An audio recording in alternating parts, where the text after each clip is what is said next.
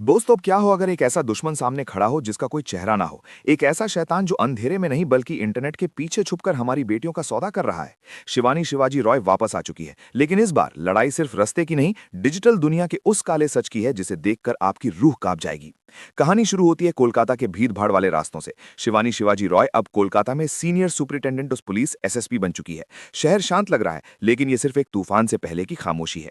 शहर में अचानक लड़कियां गायब होने लगती हैं, लेकिन अजीब बात यह है कि ना कोई रैंसम कॉल आता है, ना कोई खून मिलता है। लड़कियां बस हवा में गायब हो रही हैं। शिवानी को लगता है कि यह कोई आम किडनैपिंग नहीं है। जब पहली लाश मिलती है एक यंग कॉलेज स्टूडेंट की, तो शिवानी को समझ आता है कि ये दुश्मन पिछले दोनों विलन्स वॉल्ट और सनी से कहीं ज्यादा खतरनाक है। शिवानी अपनी इन्वेस्टिगेशन शुरू करती है। उसे पता चलता है कि ये सारी लड़कियां एक ही ब्यूटी ऐप का इस्तेमाल कर रही थी। ये ऐप उनका सारा डेटा, उनकी लोकेशन और उनकी प्राइवेट बातें लीक कर रहा था। शिवानी को एक मिस्टीरियस वीडियो मिलता है। स्क्रीन पर एक लड़का मास्क पहने बैठा है। वो कोई बात नहीं करता, बस एक स्टॉपवॉच दिखाता है। वो स्टॉपवॉच उल्टा चल रहा है। इसका मतलब अगले 24 घंटे में एक और बेटी की बलि चढ़ने वाली है। शिवानी को समझ आता है कि ये डार्क वेब का खेल है। यहाँ लड़कियों की बोलियां लगती हैं और बड़े बड़े लोग इस घिनौने खेल का हिस्सा हैं। मर्दानी फ्रैंचाइज की सबसे बड़ी खासियत है उसका विलन। इस बार का विलन कोई सड़क छाप गुंडा नहीं बल्कि एक साइबर जीनियस है। वो शिवानी के हर मूव को ट्रैक कर रहा है। एक सीन में शिवानी अपने घर पहुंचती है और देखती है कि उसके टीवी पर उसकी ही लाइव फुटेज चल रही है। वो विलन उसे देख रहा है, उसे चैलेंज कर रहा है। तू छुप कर वार कर रहा है ना? याद रखना, चूहे कितना भी गहरा बिल खोद लें, धुआं करके बाहर निकालना मुझे आता है। शिवानी को पता चलता है कि इस पूरे रैकेट का मास्टरमाइंड कोई बाहर का नहीं बल्कि शहर के एक बड़े हॉस्पिटल का डॉक्टर है जो ह्यूमन ट्रैफिकिंग और ऑर्गन ट्रेड का धंधा चला रहा है।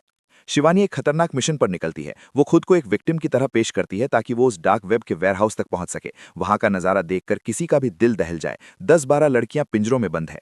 यहां शुरू होता है असली मर्दानी अवतार। बिना किसी डर के शिवानी उन गुंडों पर टूट पड़ती है। कोई गन नहीं, सिर्फ हाथों और दिमाग का इस्तेमाल। विलेन शिवानी को बातों में फंसाने की कोशिश करता है। वो कहता है, ये सिस्टम सड़ चुका है शिवानी, तुम इसे नहीं बदल सकती। शिवानी का जवाब, सिस्टम गंदा है इसीलिए तो साफ करने आई हूं, और सफाई में कचरे को फेंका जाता है, समझाया नहीं जाता।